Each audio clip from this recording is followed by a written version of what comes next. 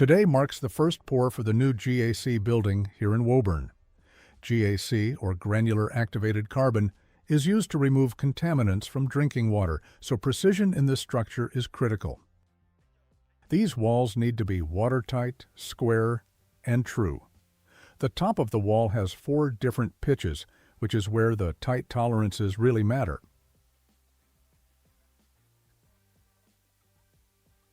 It may look straightforward, but one misstep or miscommunication can change the entire outcome.